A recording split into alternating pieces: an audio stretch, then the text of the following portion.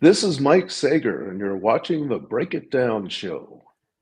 You've done a lot of wild stuff. I was talking with our good friend Scott Husing about you, and he was, prompting me on some things we may want to talk about. We both have had these lives where you look around and you're like, I can't believe I just did whatever that thing was. Whether it's war stuff or talking to, you've talked to a lot of famous musicians. I've talked to a lot of famous musicians. Did you design your life to have these kind of, I don't know what's going to happen next, but not surprised when it does kind of moments? Um, I mean, no, I was like totally unconscious until somewhere in my early 20s. I woke up and I was in my third week of law school at Georgetown Law Center in the middle of DC. And I wanted to be a writer. Mm. And I'm like, what the fuck am I doing here? And I think that's when I woke up and um I remember when I was going to I studied for the law school boards, and all that shit. And I remember Hmm. I was going off to take the test the first time and it came to me, I just want to see how far I can go. And Yeah. that was really my guidepost. I never had any particular thing in mind. I mean, I knew what I liked to do. Sort of like I liked anthropology. I like going to live with other groups of people. I sort of grew up in a closely knit Jewish community where my parents were from the somewhere else in the South, and we didn't quite fit in. So I grew up with a sense of otherness. So I enjoy otherness, and I think it's one thing that really is lacking in our whole world today, that people are afraid of the others instead Mm. of how fascinating they can be, no matter who they are. I mean, I've lived with everyone from a Hispanic crack gang to the Aryan Nations to a 17-year-old high school kid in Orange County, and that's more what I did. I've done some musicians, and I've done that, but mostly what I did was I went to the Washington Post. I'd never read a newspaper before. I told my parents I'd the law school class was holding a place open for me for the next year, so it was do or die, Right. for a young Jewish boy who just lied to his parents. And um, anyway, the Post taught me. It became kind of cute that I was the first white male in 20 years to work his way up from copy boy to reporter. And as it happened, the person I was trying to impress was Bob Woodward from Woodward and Bernstein. And Right. he was the Metro editor, and he was the guy who finally, after like at night, I would work this menial job, and then in the day, I would go out and try to report stories. And then I finally like broke a story, and Woodward hired me. And so it was sort of like once I got to the Post, it was like ramming something with my head, like the ant in that old Jiminy Cricket song, I think. Yeah. Um, um, and the Post was good because that's sort of like I had a focus. I guess it was a lot. I think in later days I would do a lot of reporting on the military because I come from a Marine family, but I was the one who didn't go to you know Randolph-Macon Academy and didn't join the Marines, and I was the one who did other. Um, but the single-mindedness of purpose of that sort of training sort of Yeah. was always resonant with me, and meeting lots of different kinds of people, and then being able to uh, what I call suspend my disbelief. It's really about, my parents love me, so I have an ability to listen to other people that I don't agree with. Like, I don't yell back at the TV, and I do what the art of war teaches you, which is listen to your enemies if they're your enemies. I consider no one my enemy. unless they do something to me personally. Sure. Right. So, and I'm willing to listen. And even if I leave, I used to be able to go home and then, all right, so I sat around with the Aryan nations. I'm a Jew. I have a multiracial kid. They called him the mud race. And, the Jews were the kikes. I mean, it was the one time in my career that I had um, lied about my heritage when the guy in the brown uniform with the leather like strap across it, he says, "Are you a Jew?" And I said, "No, I'd done my homework, so I knew that Italians were, Aryan nations too." So I said I was Italian, and I kind of passed for that. That's the only time, but um, so that's what I've done, and all my stories are sort of like, um, you know, I started out doing the crime, and then in later years, because anybody would let me go live with a crack gang, they wouldn't let me go live with a 17-year-old until much later when an editor understood that the kind of work I was doing. But I'm sort of rambling on here, but that's what I do. But I think that working at the Washington Post, I got that like the basic training of news gathering, two sources, all the Yeah. things that the news was before it was fake news, it was real news. And yes, it was a little culturally biased, and yes, it was a little like white and Jewish. But then again, it was always hard to diversify the newsroom because you had to kind of like be smart enough to be a good journalist, but you also had to not care about money because they didn't pay you. And if you're from a minority group and you became the smart one who, got good schooling and all that stuff, you're not going to go get a low paying job. You're Right. going to go be the lawyer. you know so you're not going to quit law school, you're going to stay in there. So anyway, I built upon everything they taught me there, and I also had a literary bent. And what I discovered was, I was a creative writing minor in college, but I had nothing to say. So but then I discovered journalism, and the something to say was you just had to go find it like an Easter egg hunt. And then Oh, you could just bring it back. And I even call it, when I teach, my bowl of details. You find all these pieces and you put it together. And then you use your creativity to create, like, what for me was, before there were reality shows, there were my stories.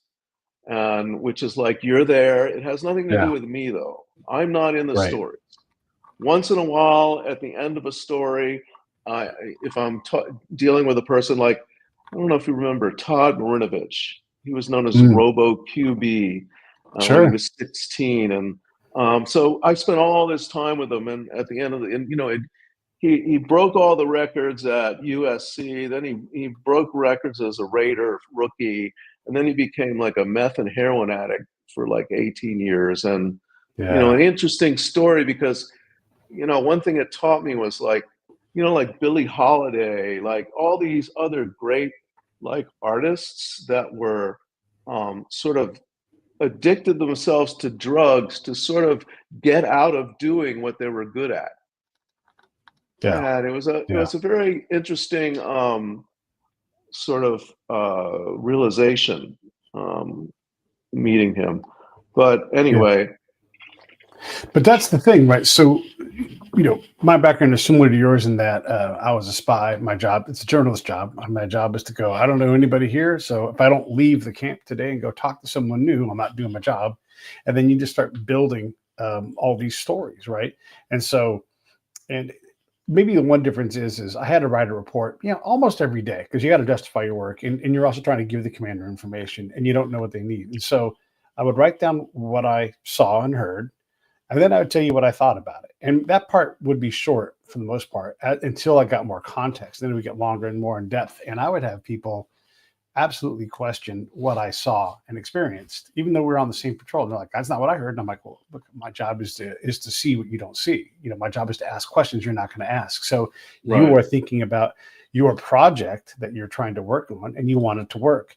I'm not looking at that. I'm talking to the people about your project, and they Right. have a different point of view. It doesn't matter if you agree with what they said it. And the commander needs to know that, right? And so Right. I'm telling these stories, and then the meta analysis part comes in, and I mean meta in the actual, not the modern definition where it means personal. I mean, you take this village and that village over in Iraq that I used to go to, this village here, and you begin to develop some wisdom and some foresight. And boy, That's oh why boy, I always had a, you know, I mean, by necessity, everybody's the kind of reporter that they are because you're right, using yourself. Now, on the one hand, I was um, one of the first people to like in the civilian world to shave his head. I lost all my hair at like 22. By right, 30, I was growing a rat tail. It was 1986, and I'm like, yeah, stop, stop! You must stop. stop yourself. You know. You and So Kareem shaved your hair around the same time. and yeah, it was yeah. So there was like very few people like that, and I was you know very kind of dark complected and dark beard, and Hmm. so criminals thought I was a cop, and cops thought I was a criminal. But the Yeah. one thing they couldn't do was prejudge me. So if I could go in somewhere and just disarm someone, and then they would have no prejudice about me. I remember going to an assignment in Midlothian, Texas, and I'm like wearing all black, and I've got a shaved head and an earring, and like I'm walking into this motel in a hick town, and Yeah. the lady looks up at me like horrified, and it was raining outside, so I reached up and I wiped the water off my head. I said, "My head's wet," and smiled real big. And then she was my best friend. Like it broke the ice of like, Yeah. what do I expect out of this encounter? But Right.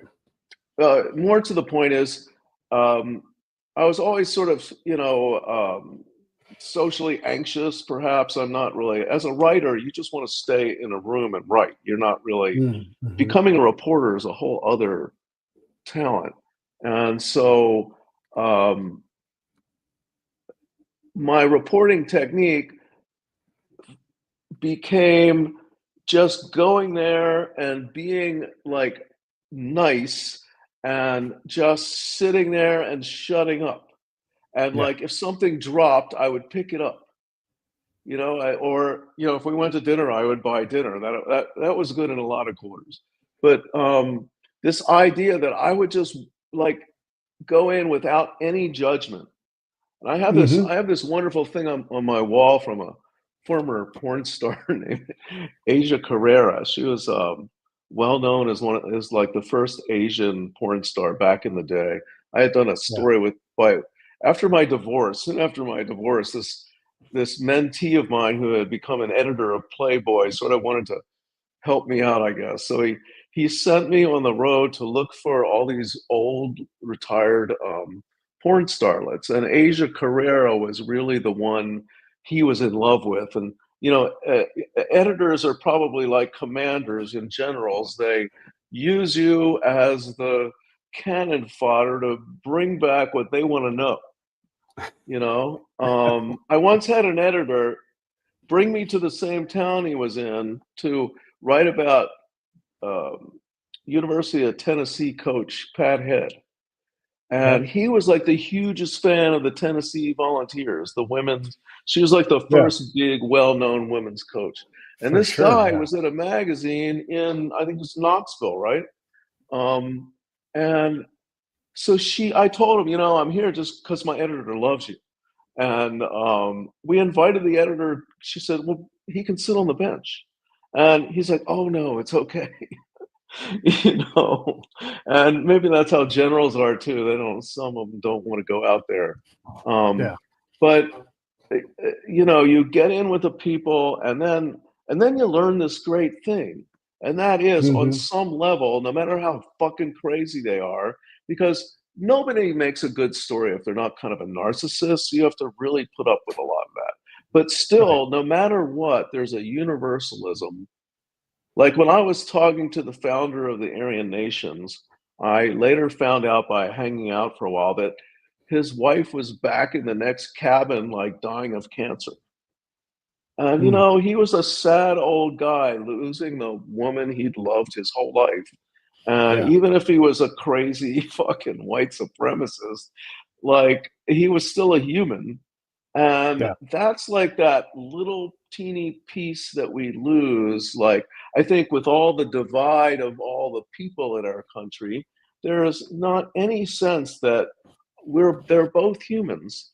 And that's Yep. really what I learned doing my job all through the years. And learning that, like, Yeah. not only sort of made me a weirdo because, like, I believe some things that this person believes. It's like the butterfly effect of beliefs, Mm. Hmm. Hmm. the like when I was in Nepal, like, and I close to the Nepalese guy, and he's walking me through the mountains for 6 weeks with this group of doctors, and that point of view comes up with like some kid in a gang who, like, I remember these kids fighting pit bulls in North Philly, 13 years old. Rolling Stone sends me there because there's a headline in the Wall Street Journal about kids fighting pit bulls in ghetto, hanging them. The losers would be hung by, like, using the wire they'd stripped out of these old in this the blown out North Philly ghetto where Hmm. Yeah. much of the industrial, it was the beginning of the Rust Belt up there, but the people who occupied the place were Puerto Ricans and black people, and there was this pit bull culture, and so they never even heard of Rolling Stone magazine. I mean, Right. it's like this notion that I remember I was doing the gang story, and I'm living with this guy is his name is Sleeper. He's a heroin Mm. addict, and it's this once proud Hispanic gang. Used to be the cholos, the heroin. They used to deal the heroin to the black people across the street. Well, crack like flipped it over, and they Mm. became the addicts, and the black people, the shoreline crips across the street, became the dealers, and it Yeah. was like an incredible, like, situation. So anyway, this one guy, Sleeper, I'm hanging with him because you need a spirit guide whenever you go Right. into a place. You don't go to a fraternity party without someone taking you there. You don't just fucking show up like, what is this person doing there? Yeah. So, but I remember sitting with her, and she's like, they've got a kid, and she's like 15. And I'm like, I remember so clearly, like, sitting in the, this was also interesting because in the early days of going to South Central, coming from the East Coast, I'm like, this is a Hmm. ghetto. I'm like sitting at the picnic table, Yeah. like in the yard. It's not like groomed or anything. Right. Um, I guess the gardeners never. This is a bad. But um, I said to her, a lot of people I know would call you an unwed mother and would say you're 15 and you shouldn't have a kid. And she, like, laughs, and she says, I've been taking care of kids since I was like 3. I mean, and it's just so interesting. I think it's Yeah. at once what for a person like me makes this country really super cool. Like, I could spend my whole life being a foreign correspondent. My particular talent depended on me empathizing with people, and Sure. I had to speak their language. So Yes. I had to work in America. Like, the few times I went away, like, to I lived in, the West Bank and Gaza. I lived in that fucking beach camp. I was like a Jew in the beach camp for like a week. Like, Mm. nobody knew who I was. Um, but uh, I forgot which rant I was on. So, Well, let me it jump is in. just, You, please.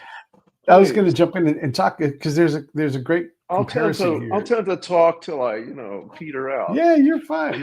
You're the guest, but I thought I might take and color with you with this. So, I would go out into these areas far flung, and my job is to find out like wherever the commander's interested in knowing things, and not just the commander, but like the entire organization. So I'm thinking in multiple spheres, I guess, And so I'm trying to talk to an audience that I don't ever know, ever get to talk to, and I'm trying to write clear sentences. But you come across these guys, maybe they're a warlord, maybe they're a farmer, and we'll put these people as Americans, we'll put these people in pretty tight boxes. This is who they are. This is what they like. This is what they know. And I go there. I don't do that. I call it my version of tabula rasa, this blank slate. And I'm like, tell me about whatever. Even if I know all about Ramadan, I want to know about their Ramadan. Yeah. And none of my ego goes into this as much as I can, right? Like I can try to control that thing.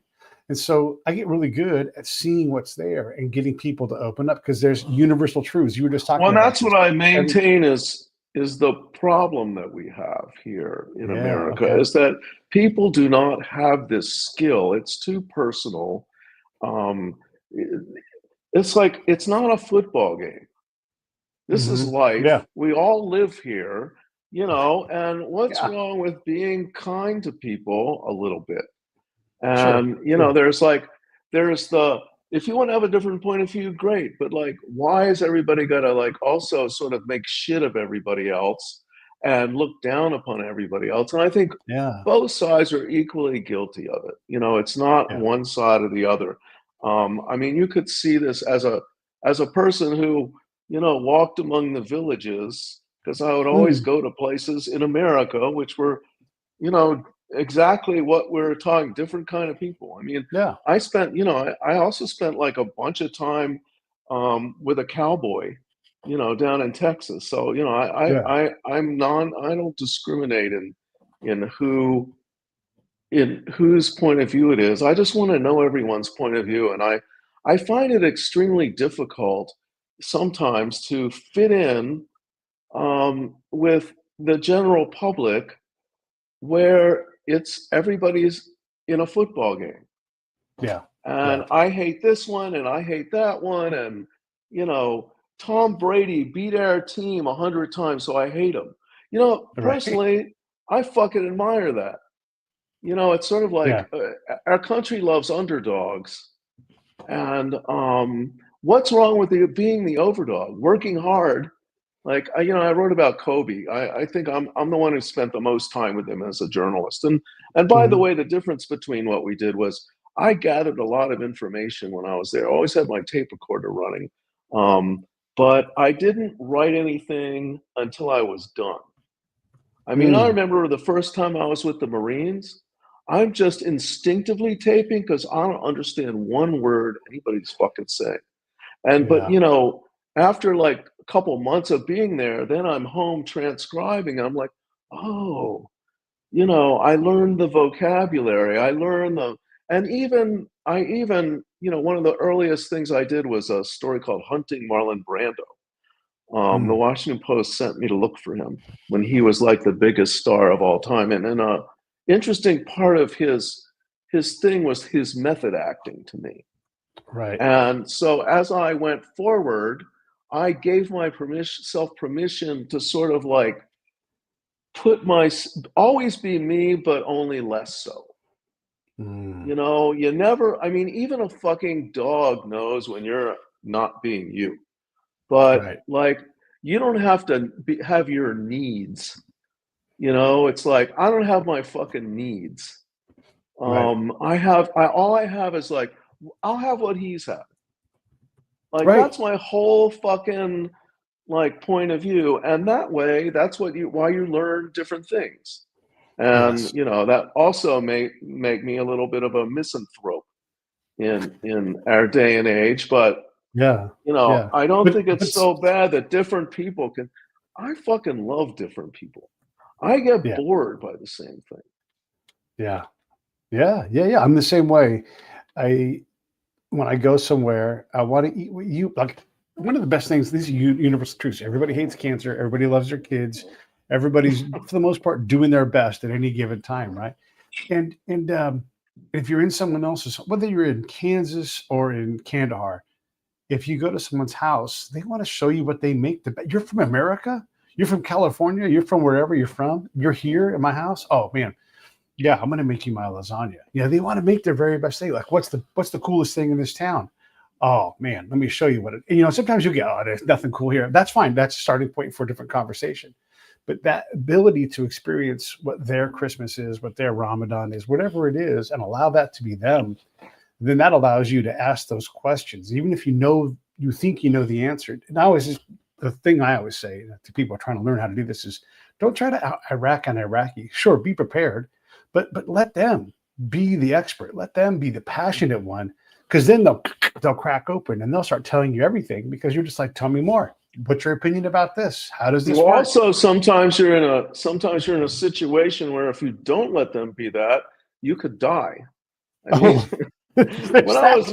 Yeah. when I was living with the crack gang, you know, at one point I was gonna like have a party for the homeboy. You should have seen my expense account for Rolling Stone. God Mm. bless Jan Wenner. My expense was like crack. No, Uh-huh. Uh-huh. I had crack and groceries, and then my motel bill. I lived in this shitty motel off to the side, but um,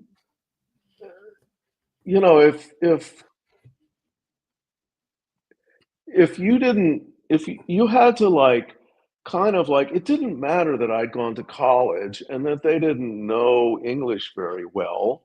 Right. When I was in Venice, and it's weird now because a lot of Venice has become upscale, and I even worked at a website years later. Like I would go like leave the office of the website and go up to this corner of Electric Avenue and smoke a little one hitter before going back to work. And and it was like, whoa, the flashback of what it looked like. I mean, when it was dark and everybody was selling crack in the corners, you Yeah. know, um, it was like a dangerous place. And so you had to abide by their rules. And like there was this one time, I said I was going to have a party for the guys, and so there was only one guy in the gang was an actual dealer, Rock. Great name, right? And this was back in the early days, early days of what, uh, around 87. And Okay. like people would still like carry the crack in their mouth. It was Oh like yeah, yeah. that. It was, and so we got, I got like I don't know, I think I got a quarter from Rock. I said, Rolling Stone will give us a party. And he like absconded with the money. And the rest of the homeboys were like, first of all, they were pissed. They weren't going to be getting high. Right. Um, but second of all, they were embarrassed. And Mm. I was up all night talking Sleeper at a track. We found him. I was up all night talking Sleeper out of killing the guy. I said, you cannot kill a guy on behalf of ripping off a Rolling Stone reporter, okay? That's just not You going, can't do it. it's I'm like not gonna let my it happen. world and his world. And, Right. I had to like kind of explain that to him. And while I'm talking, I have to tell you though, I'm with these homeboys. They're all poor. They're like going to their grandmothers and getting $10 for an asthma inhaler so they could buy a little rock. Meanwhile, after I get ripped off, there's all these women in the community who are, like uh, 20s and 30s and have jobs, and they have like Japanese cars, and they have the money in the community, and they're usually, it was very interesting doing the anthropology of learning that how different groups live. They live in family groups, Yeah. and it's just like white people are different. People are different. That's what they do. Sure. Yeah. Um, Yeah. but anyway, one night these I'd met the women because we'd always go to different places to eat and stuff like that. And if you wanted to eat, you just showed up at somebody's house at dinner time. And so they invited me to their own like Saturday night girls' night crack party, and Mm-hmm. they all had 50s. You know, they weren't messing around at all. So the most fucked up I ever got in this assignment was partying with the women who had jobs. Um, so it That's was quite a hilarious. girls' night. Yeah, yeah. But When anyway, the you, point yeah, being that you abided by the rules of the joint. Where you went, right, you know, yeah. you could put yourself second for a while. And it's okay to not know the rules. This is from my point of view, from my experience. You can ask, like folks often in the military side of things, we, like, how do we not offend someone with culture? Make sure you don't use your hands, don't show the bottom of your feet. But you learn over time, like, okay, everybody in Iraq knows that I'm probably a Christian and I'm probably not Muslim. They don't expect me to be Muslim. They'd be blown away if I said that, right? And so when you go to eat something, I'm like, hey, I eat left-handed. Do you guys care about that? Like, Pete, you're from California. We know you're not like us. It's fine. And don't worry about the bottom of your feet if you're going to ask about that. And so they'll Right. tell you things and you'll appreciate. So it's Ramadan, and I'm trying to gently educate the commander that I'm working with, because he's a little bit older than me, but we're both very seasoned. And so he's very set in his ways. And I want him to nudge over a little bit.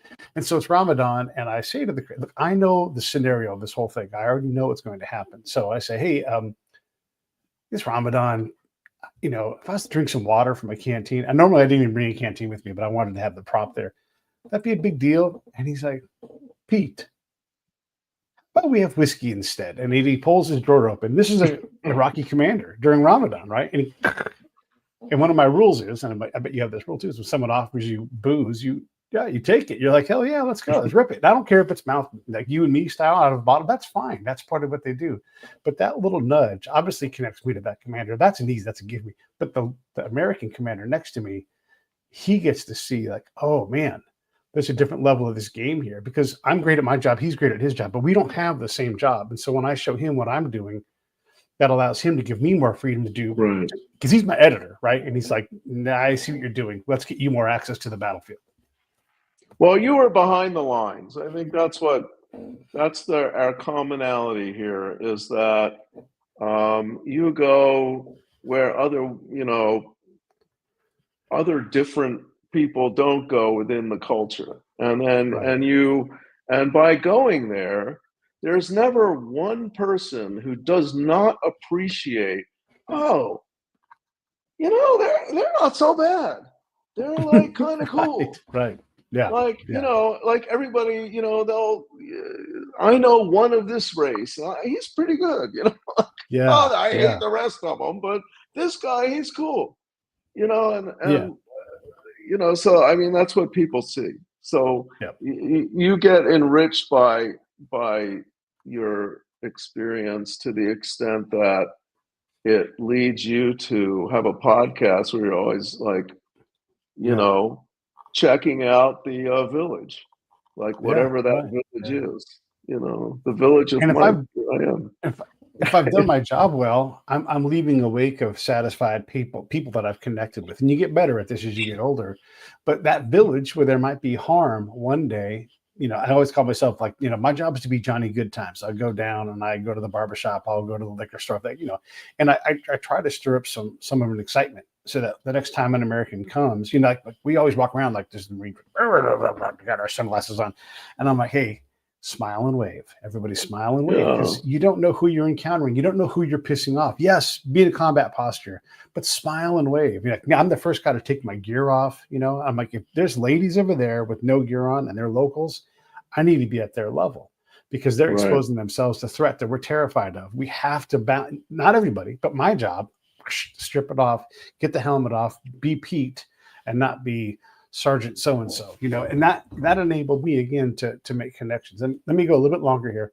One of the things I would do is I would find the local VIPs in the area, and I'd want to meet them in a different way. And so I would, on the American side of the camp, I would set everything up. And this is a process to get them to realize that when I bring Mike, my friend Mike, Shake Mike, onto the camp, he's an important man. You're not going to search him. As a matter of fact, you're going to treat him like a VIP because everywhere else in this town he is. And so you're going to get a position of attention. You're going to salute and you're going to say, welcome to camp, whatever it is.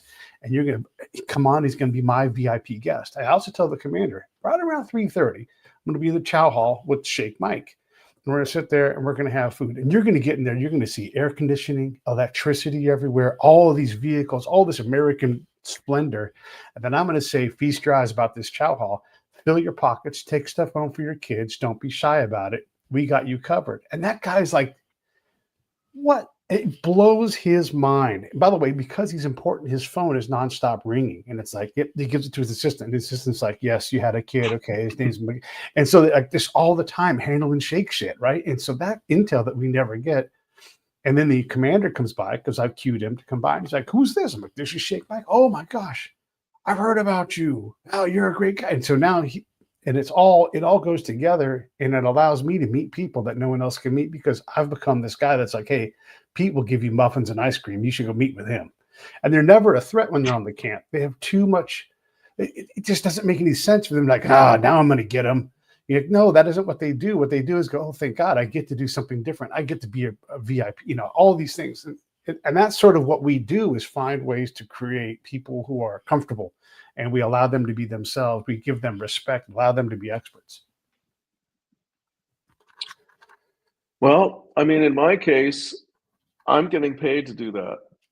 And I think I also got paid in the something to say part because, I've said it before, but I feel like a lot of what I did was, like an Easter egg hunt. You're going, finding all these pieces, putting in the bowl, and coming home, and then those pieces become like kind of like pieces of me. Mm-hmm. And once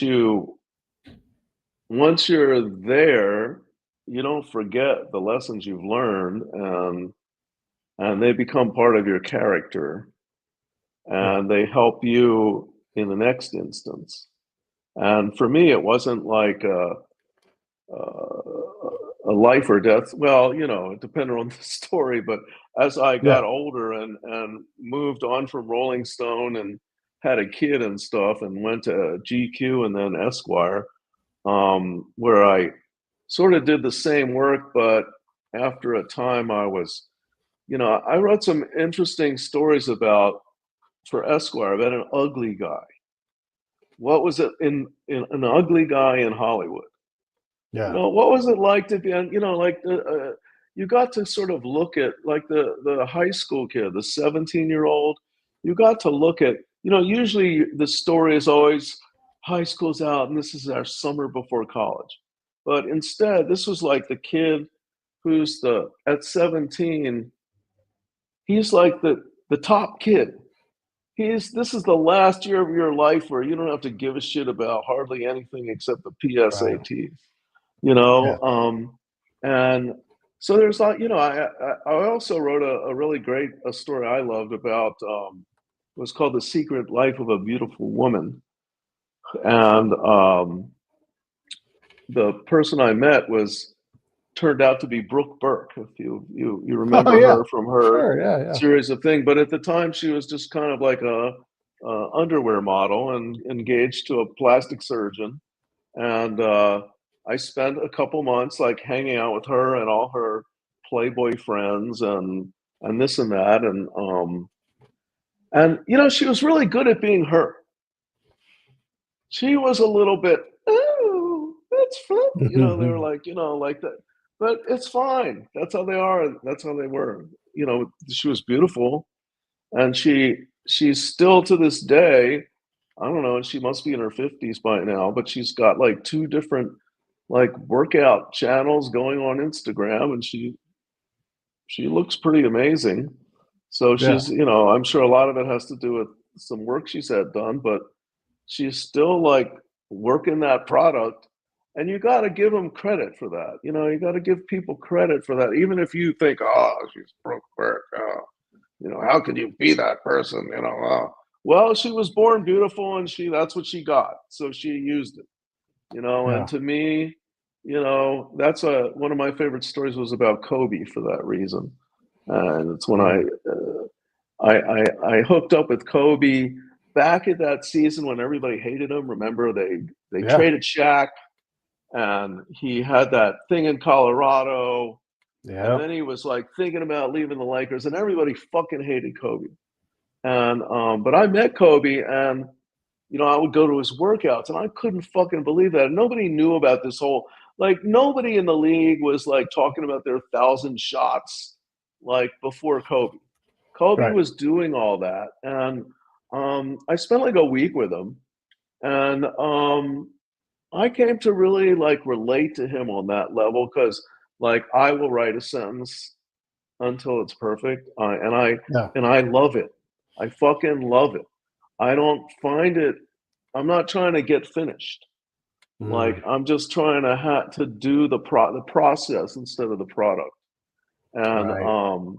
and so people who bring that to whatever they do are like valuable to meet. No matter what their various stripe or where they're coming from or what group they're from.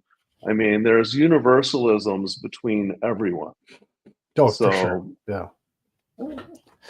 Yeah. You and I have both discovered them because on your website, so everybody can go to the website, and I'll put the link up here so you guys can see it. But you give tips on writing, reporting, and all I have to do is start looking at two, and then I'll be like, "Yep, that's 100% right," because we both have written for a living, we both have done reporting for a living, slightly different cases, but employ the pregnant pause. Man, the best question is no question at all, just silence, and they'll be desperate to fill it. and boy, is it useful too, because when like sometimes you have no fucking clue what to ask. I mean, that's my whole philosophy is based on reporting philosophy is based on I don't fucking know. I mean, so many times I've gone into a situation where I read all the like one of the stories I wrote was a called Death of a High School Narc. It happened, I said, in Midlothian, Texas. And I read all this stuff from the Dallas papers. It wasn't far from Dallas, and all that. And it was being called an occult murder. Mm, There was all this like talk of like these kids killed this narc in the high school, and there was yeah. like pentagrams and animal sacrifices and this, that, and the other. So I get down there, and it was really great because it was a time before the high schools were like, or maybe it was bad, but it was a time before the high schools were like encircled in cyclone fences, and I could just walk on the parking lot. And I met some kids, and they said, yeah, they knew about it was like a policeman's son had killed this narc they put in the high school. Basically, Yeah. that was the story. And now there were three people involved, and two of them were in jail. And I meet this girl in the parking lot, and she says, well, we'll meet you at Whataburger, after school, And so I go there, and she shows up with this other guy who turns out he was the driver in the car. I'm like, fuck. But the weird thing was, the first thing I noticed was they had, in high school, we called it, because we took Spanish, we called it El Cuaderno. It was your like loose leaf notebook, it was that blue Hmm. thing. And you like wrote on, and some people were like out of control. Other people were super OCD about their Cuaderno. But anyway, these kids had pentagrams and AC/DC and Slayer, and they were not in the occult, Yeah. but that's what the news media, the early days of the Maury Povich fake news, when it became news started becoming fake. Right. It started becoming when news started becoming entertainment. That was the death knell. That and the existence of MySpace, which led to this sort of culture, which is great and terrible at the same time. For both of us, our culture is great because we can decide we want a book company or a podcast. There's Hmm. not like I come from the days where you sent out 30 letters. They said "fuck you" 30 times. You went to the next place. You wrote 100 stories before. all the stuff I did at the Washington Post to make them hire me was, but it's great or it's bad to be able to use it. But as long as it's here to be able to use it with some standards, and I think we're going in the right direction because we can't ignore it. Yeah. Yeah. Thank you for putting my stuff up. Yeah, and for sure, everybody should check that out. Just there's all kinds of great tips in there. So if we just go to MikeSager.com and just feast your eyes, you guys will have plenty to look at. And you should also, I should, as long as I'm on, yeah, I can be like a celebrity on the Jay Leno show. Watch my movie. No, I have a company called the Sager Group, and there it is.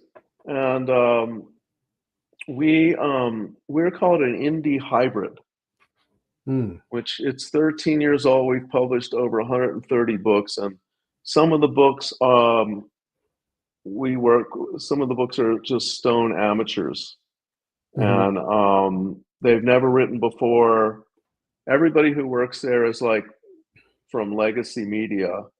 It sort of started out in the beginning as a place for my friends to work when all the legacy media started dropping like flies, and then over time we've had some grants and we've had some affiliations, and so we collect a lot of great old like crime journalism, and we have the world's only 3-volume set of journalism by women.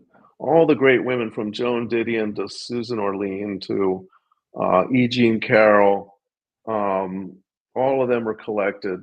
So we do a lot of stuff, and then so we solicit amateurs, and then we try to get some names to come in, and we sort of have a whole kind of hybrid way of doing things. So if you have a book, come see me. That's what I'm spending my semi-retirement doing. I am no longer chasing after crack gangs. No, no, I have to take too many meds.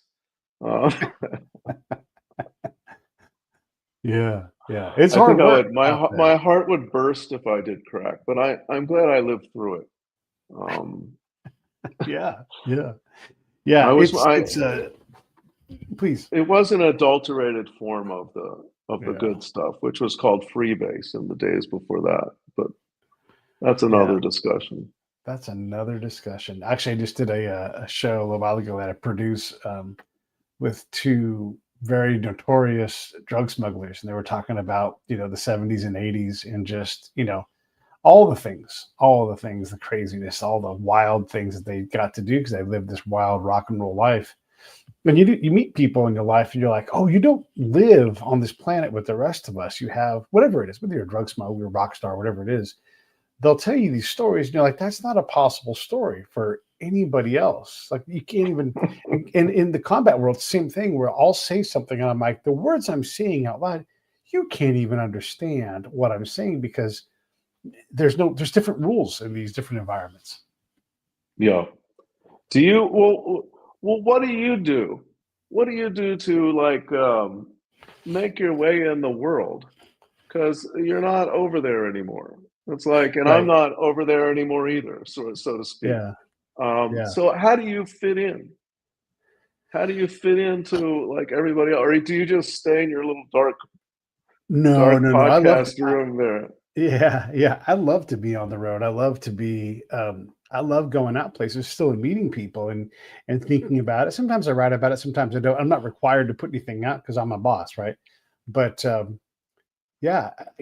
went out to Big Bend area in Texas, way deep out in West Texas. And I just met the most remarkable people because they get there for a variety of reasons. Either they were born there, they don't know how to leave, or their life falls apart when they're there and they don't know how to leave, or they just don't want anybody near them. They just have, and you find these remarkable places. You remember Charles Perrault's old show, Sunday Morning.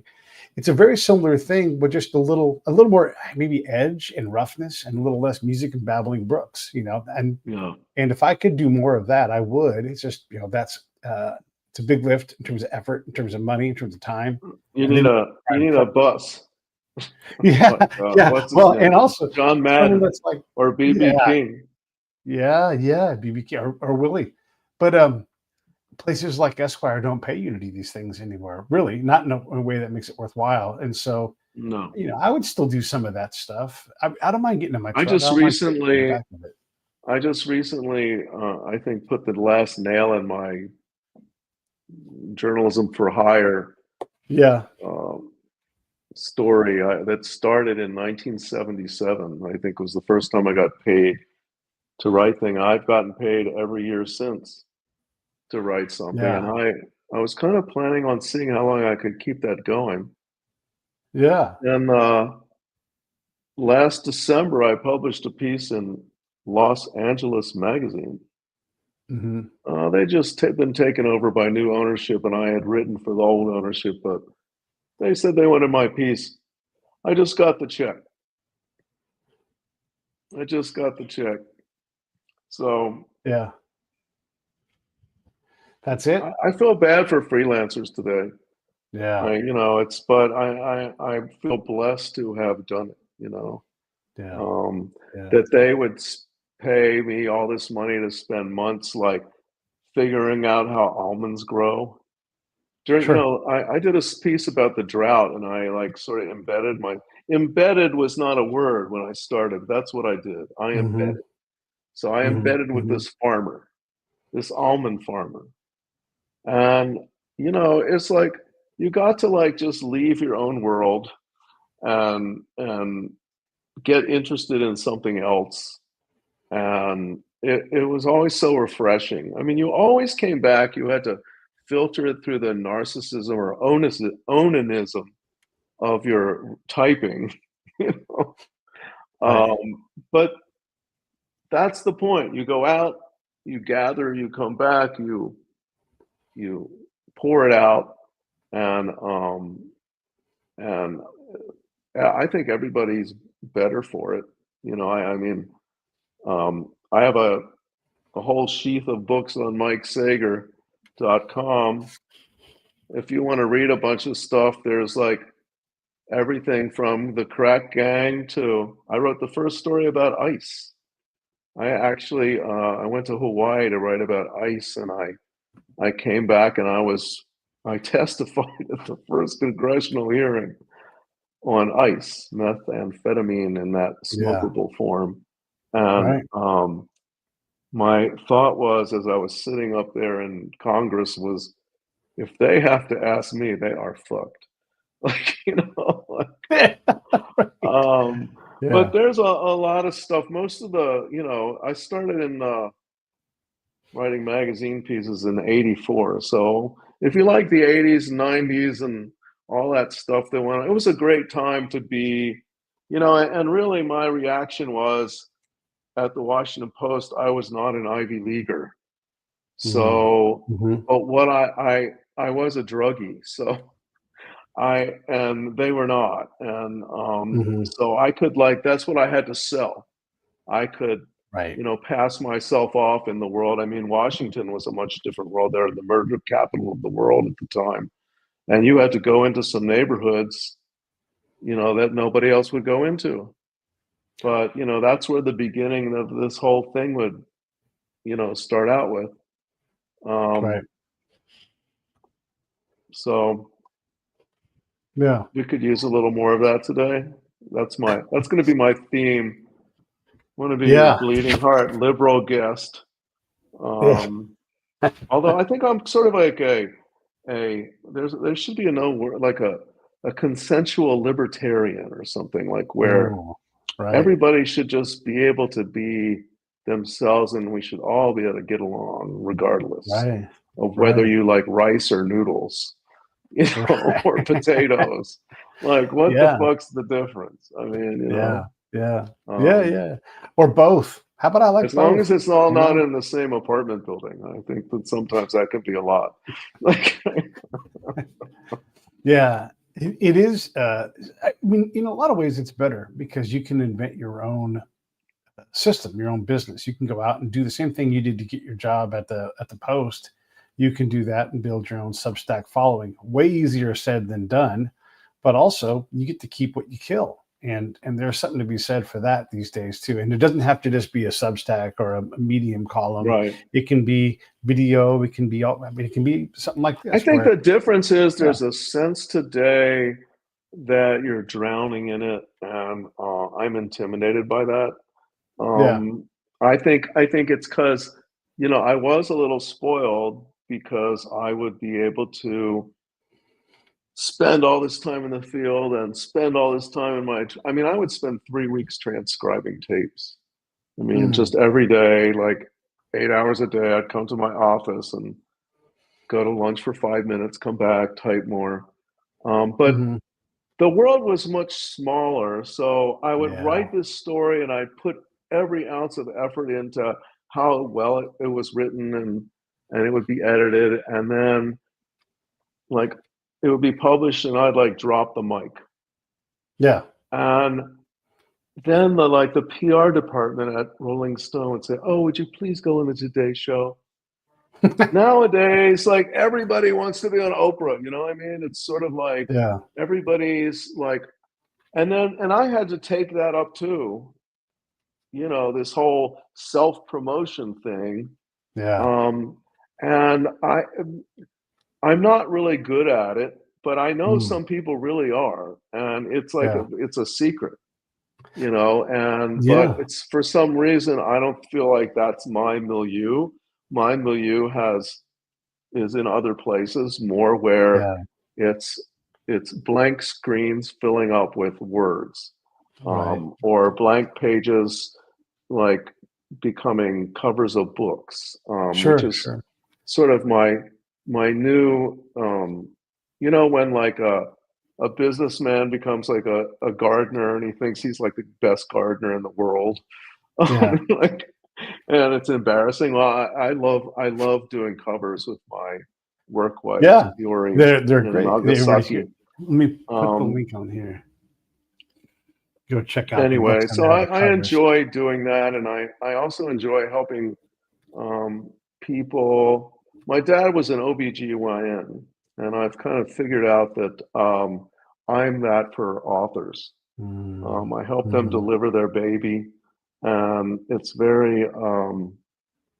enriching in all directions. And I think because Mhm. it's after years of supplicating to the higher up and the lowers down, the editors and the sources, now I'm like the king, and I can just bestow my graces upon people as I wish. And I don't even have to leave my room most of the time. And it's Yeah. it's great knowing people because when you work with people's writing, it's very intimate. Like when you're Yeah. sticking your hands in their words, it's kind of like it's like a emotional version of sex. Like Yeah. you are Yeah. in deep, and Yeah. so I think it's very rewarding to do, and I think it's also sort of this idea of what you were starting out saying before is like adaptation. You Yeah. adapt or die. You find what it is you can do, and if you can learn to, I have this thing I call the theory of originals. And Oh. you try to be number one in a class of one. You don't Mhm. compete. The image from the olden days being you go to college registration day and there's tables everywhere. And this table's long and that table's long. So you just go to the fucking short table. You find your Yeah. own way to do something. And So true. that's really what I did to get my job. I did all these weird little things, like I would dress at night in my t-shirt collection with my moccasins at the Washington Post, and I would work in the wire room, and then I would go out drinking with the whoever would take me, and like the next morning I'd be in with my suit, and it became this thing like, oh, your brother was working here this morning. I mean, it, things that well of trying to make your mark. And I think that that's Uh, still the case. You have to find the best way of you doing things. You know, when I was in the night True. police, I was trained by this brilliant journalist named Loretta Tafani, and she happened to be a little short Italian woman from Queens. I think her father was a firefighter, and you know, she was super smart and went to a good university and ended up winning the Pulitzer Prize for writing a story about men getting raped in the county jail.